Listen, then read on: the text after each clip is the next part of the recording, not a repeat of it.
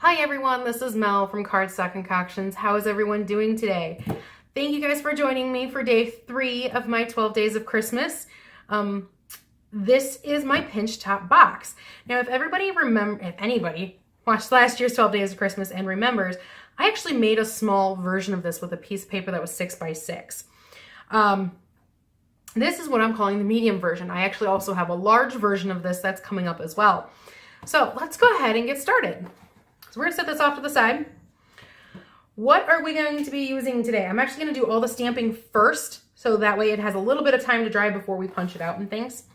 We're gonna be using the Cookie Cutter Christmas stamp set.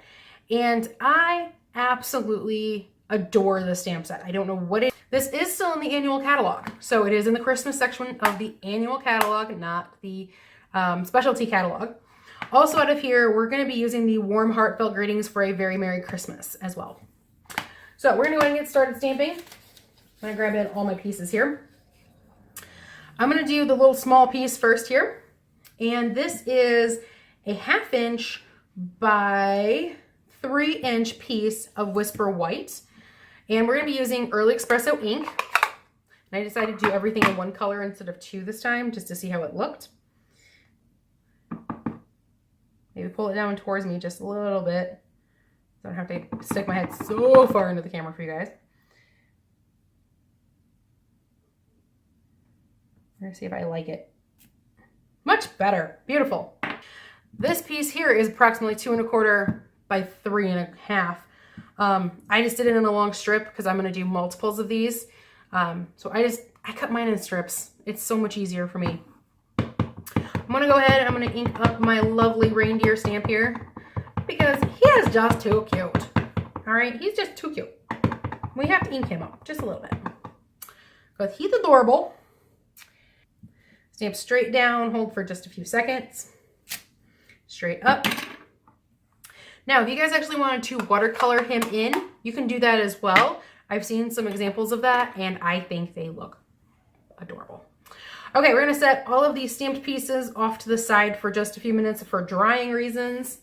And we are going to grab in a 12 by 12 piece of paper.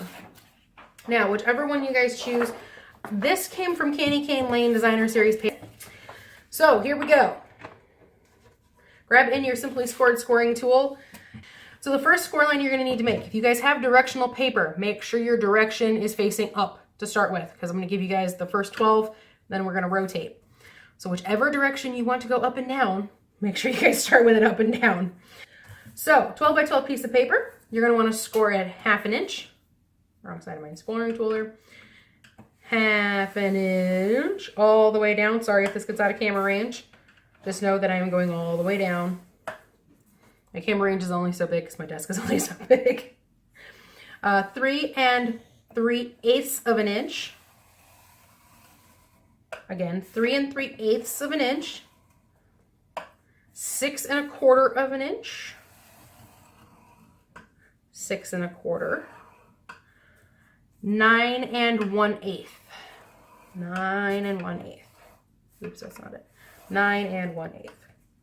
Totally just put in a small secondary score line there. All right, rotate your paper 90 degrees. And then we are going to score 2 7/8 of an inch. Again, 2 7/8 of an inch. And 10 1/2 inches. 10 1/2 inches. That's all of your scoring. Isn't it fantastic? Put our scoreboard down. Now we're gonna go ahead and we're gonna fold all of our score lines.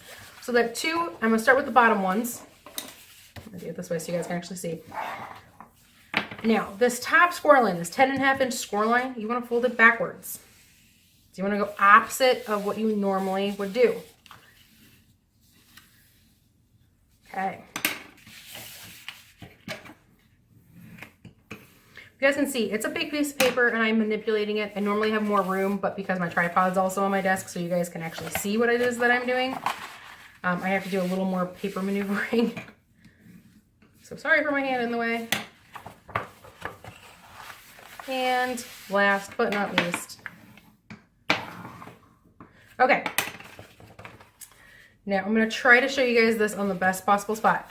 So you've got really long, thin rectangles, and you got this really tiny 1/2-inch rectangle. There's a long, thin one, and then there's 2 small ones. You want to remove those 2 small ones. So that's what we're going to do first. Now I notch in at an angle. There we go. I notch in at a small angle on both ends of the large, long triangle. And then I just cut up the score line that is right next to it. I know it's really hard to see that score line, and I do apologize, guys. But you're just going to remove these really small, tiny angles right here. Okay? Now, on your bottom portion, hold this down, you've got these 4 squares down here. Go ahead and cut up the 3 score lines that you created to make those 4 squares. Sorry if you guys can't see. That's why I folded down the top for us.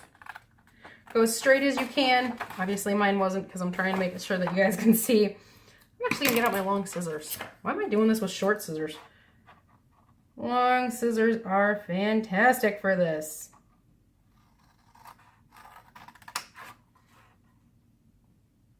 Okay, and last but not least, there we go. Okay, so you guys have removed these 2 small pieces. Go ahead and throw those off to the side. You don't need them. They're not good for you anymore. I am going to run a small length of adhesive on this top piece that I'm going to fold down just for the sake of ease, because it's just going to hold it in place. I always start with the center and I work my way out. And then I just gently refold my folds just to make sure everything is going to work perfectly fine. Now your little 1/2-inch tab. I suggest using fast fuse or tear tape, whichever one you prefer. Snail will work. However, you may have some separation issues. That's why I suggest the fast fuse or the tear tape.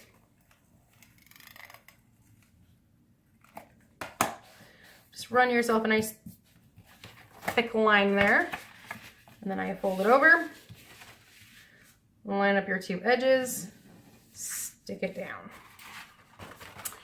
So this is my back of my box. I'm going to fold in my 2 sides, my back, add some more adhesive to the bottom of this,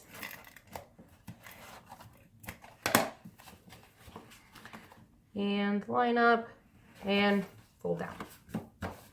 Now comes the really fun part. Is everybody ready? Take your 2 outer edges, so make sure you're at the front of your box, take the 2 and pinch. I know it's a scary concept. Go ahead and pinch, it's okay. So, you may want to pinch more firmly than you do otherwise, but there we go. Just go ahead and pinch. Now, I went in and I grabbed just a regular old hole punch for this one. And I just want to do 2 hole punches, approximately the same spot. A normal hole punch can actually go through all 4 and or 6 layers at a time of cardstock, depending on where it ends up. And it just goes through so much easier. Otherwise, it's a 1/4 inch, guys. Go grab your circle 1/4 inch. It also will go through. Now for this part, I suggest a chunky ribbon or tool or something that you're using. This is the early espresso tool that was, scallop tool actually, that was in the catalog eons and eons and eons ago. And I found out I've got a lot of it in my stash. As I said, I'm stash busting lately. So I'm just gonna go ahead and I'm going to thread that through. Obviously you guys can fill your box before you do this. I'm gonna leave myself plenty of space so that I don't have to fill it. I can always untie it and then refill it, so I may not trim my edges on this one. Actually try to tie it so that you guys can actually see what I'm doing. I love this tool because it's actually very forgiving. Amazingly enough, it is very, very forgiving for me. So now I'm just gonna cut off hopefully what looks even there. Set that off to the side. So we've got this really cute little box. Okay. back to our little stamped items here. Woohoo! Grab in your, I'm gonna set this off to the side, sorry guys. Cookie Cutter Builder Punch, also in the annual catalog. It's a beautiful little punch, and I totally put this in the wrong direction. I knew I was gonna stamp it the wrong direction, guys. I just knew it. Okay. This is also why you may want to turn your reindeer upside down when doing this, because his feet are where his head is supposed to be, and his head is where his feet are supposed to be. And, ugh, gotta get him in there. There we go. So, line him up. Using my hands to line him up until I can... There we go. Well, that's about as good as he's gonna get right now. Boom. Beautiful. Okay. Again, you may want to choose to turn him upside down. You won't have nearly as many problems punching him out as I did. Now, I'm actually going to banner both ends of this one. Like the first one I did, I just pendented one end. I'm actually going to do both ends on this one.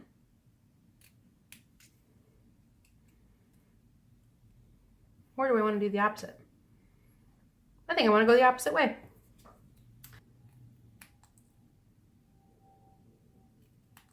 Beautiful. Okay. Now I have this little itty bitty piece of real red left over, and I'm actually going to make a boy this time.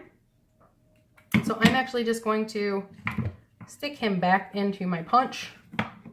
There we go. Pop him out. Now, he's a boy this time, not a girl this time, but he still needs a bow tie. So we are going to put some dimensionals on the back of our lovely little reindeer guy.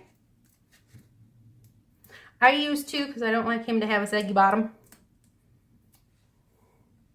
And we're going to set him off over to this side this time. And then we are going to, this part you can use snail for, by the way. My snail is not handy. I'm using Fast Fuse.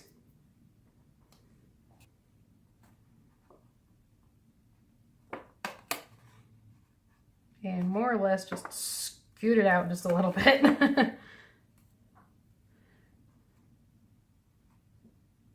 There we go, much better.